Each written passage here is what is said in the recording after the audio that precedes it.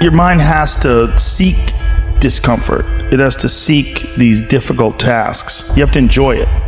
And you have to figure out a way to make your mind enjoy those things. And some people it comes easy and some people it doesn't. Some people it takes a long time. I always tell people the best thing you could ever do is force yourself to a schedule. Just write it down. Like today I have to do an hour on the treadmill. I have to do an hour, no matter what. Even if you're walking on it, you're doing an hour on a treadmill. The next time you're going to do it, just, okay, you did an hour and this is the amount of miles you got in. Next time you're going to, add 3 miles. Put an extra 3 miles in that 1 hour. And just keep doing things like that. Write down, today I'm going to do 100 push-ups, and I'm going to do 100 sit-ups, and I'm going to do 100 chin-ups. That's today. And then force yourself to adhere to a schedule. Make a Monday, Wednesday, Friday workout schedule. Give yourself some time off, Like don't even crush yourself to the point where you can't do it. Make it so that you really appreciate those Tuesdays and Thursdays. But on Monday, Wednesday, and Friday, you're gonna get after it, and this is what you're gonna do. Most people just try to go work out, and you're kind of aimless, and you show up, and you pick up the jump rope, and you jump a little rope, maybe you hit the heavy bag a little bit, maybe you do some curls, but you don't really have an aim. That's why people like to hire trainers, because a trainer will tell you what to do. Well, you can tell yourself what to do. If you don't have money for a trainer, you don't even have to have fucking equipment. With bodyweight squats, sit-ups, chin-ups, push-ups, you could give yourself a brutal full bodyweight workout. And you can find these for free on YouTube. There's a ton of them. There's a ton of these bodyweight workouts you can do. Just force yourself. Write it down. Monday, Wednesday, and Friday, I'm going to do 100 push-ups. I'm going to do 100 chin-ups. I'm going to do 100 sit-ups. Even if it takes me all the day. Even if I have to do 10 and 10 and 10 and keep going all day, that's what you do. Do 10 push-ups, take a break for 20 minutes, do another 10. But get those 100 in. I don't believe in half-assing things. This life is short. If you get into something, get into it. And if you're not into it, don't be into it. And I think that insanity and greatness are next door neighbors, and they borrow each other's sugar. That's my that's what I've always said. There's something about mastery, like true mastery, that requires you to shut off massive areas of your life. There's a lot of people that are scared of their ability to do something that's difficult. I don't know if I could force myself to be disciplined. I don't know if I could force myself to take that kind of action. Well, if you do force yourself to take that kind of action, you don't have that question anymore. That question, I don't know if I can do it. Well, you're doing it. So you obviously can do it. Can you do it tomorrow? You did it today. Or can you do it tomorrow? Just do it. You get so much more benefit out of a struggle that you choose to embark in versus a struggle that life throws upon you. Get out there and go and do something. Just go. And then in the middle of doing it, it'll become easy.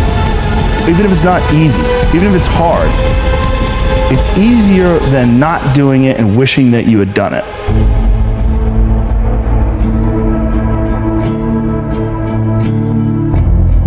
Oftentimes people confuse discipline with focus, and this is why that's important.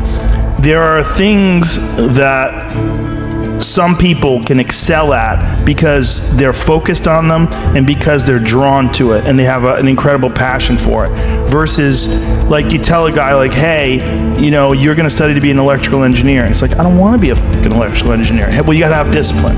And so they don't have the drive, and they don't get excited about it, and they don't do. But if you tell that guy, whatever, you're going to be a golfer, and he loves golf, and he's practicing every day, and he becomes a professional golfer. And you say, well, I thought that guy didn't have any discipline.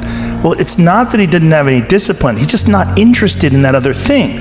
I was never a disciplined kid, but I would find things that I loved, and I was obsessed.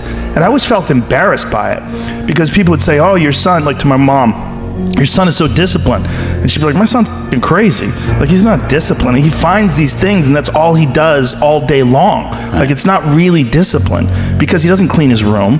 He's f***ing lazy. There's all sorts of shit he's supposed to do. I never did my homework. But if I had a thing that I was into, I was obsessed. You were crazy about it. But it would bother me that I didn't really have discipline. Like, if I had jobs that I had to do, I didn't do a good job at them, like construction jobs that I had. But when it came to martial arts... How did you find those things, though? How did you find those things? Did you stumble upon them? Lucky. Got lucky. Martial arts, I just got lucky. And it clicked with me, like, almost immediately. I became obsessed. you know, and I wanted to excel at it. And so I was just doing it all day long. And I think the more you choose to embark in these struggles, these especially physical and mental struggles, because I consider both martial arts, yoga, and actually even trail running, I consider the mental struggles as much as physical struggles. Like, because I could stop anytime I want. I'm halfway up the hill, I can go, fuck this. So I'm walking the rest of the way. Yep. Call my dog over, put him on the leash. I'm like, we're walking, buddy. You know?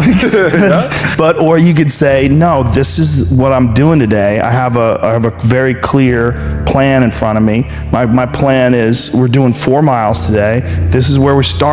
This is where we end. This is what we're doing. Sometimes when things are really hard to do, you think, oh my God, I gotta stop doing this. But once you do it and you complete it, you have a satisfaction, this sense of satisfaction that you did something really difficult that is irreplaceable. And some kids never get that, and they just stay fat and stupid their whole life. Right. And some kids, they get these little lessons, and then they realize, like, you can push yourself and you can get somewhere. You know, some kids get real lucky and they get involved in sports or martial arts early, and one of the best benefits of sports is you realize that through hard work you get improvement, through improvement you get success, through success you get that big dopamine rush, you get that good Confidence, feeling, right. You get confidence, you get this You knowledge. get the girl. Yeah, you get, sometimes, I didn't, but you get this knowledge that you can do something that's difficult and you can overcome, even though it feels like you can't. You're gonna have days where you suck, but those days are so motivational.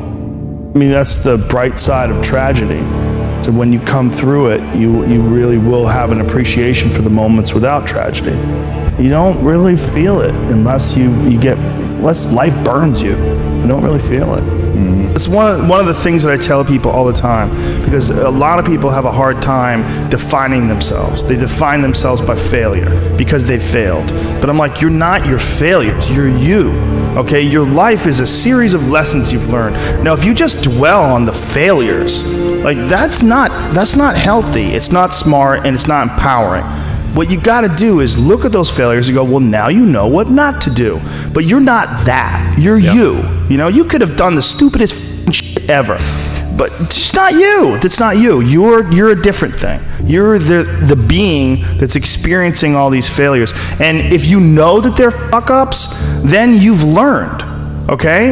If you repeat them over and over again, well, then I can't talk to you. You know, if you keep going back and doing the same stupid shit over and over again, well, you got a deeper issue. You know, I don't know what it is, but I don't have the time.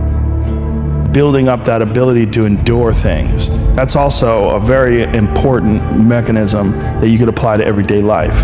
Like that, the mechanism of understanding how to endure. Like Jocko Willink's perfect example. You know, he has that thing on his, if you go to his Instagram page, almost every other photo is a watch. And it's a watch that says 4:30 in the morning, because that's when he gets up and he works out. And he earns the sunset. And he does that, he's so disciplined, and he's got this saying that's a great saying, discipline equals freedom. And it's true, because he's able to force himself to do that every single time. There's no excuses, there's no breaks, there's no days off. It doesn't happen. So because of that, you're not scared. You know that you keep doing it. You know that you can continue to perform. There's a lot of people just running from discomfort. They're running from it. They're just avoiding it. It's so easy to. And like if you get distracted for a second, you're like, let me check my phone.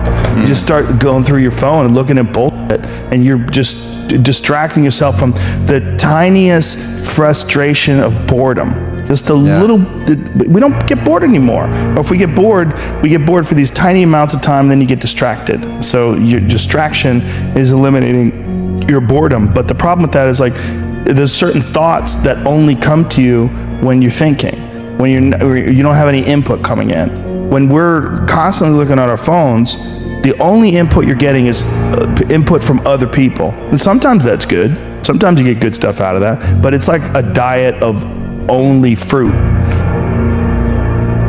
Don't think that you're that person that made those mistakes. You're the person who's learned. You know, and to have that attitude is a really important thing. And to not say, why am I doing this now? I could have been doing this my whole life. Well, you weren't, so the fuck is that gonna help? You know, you gotta not think like that. You just gotta be happy you're doing it now.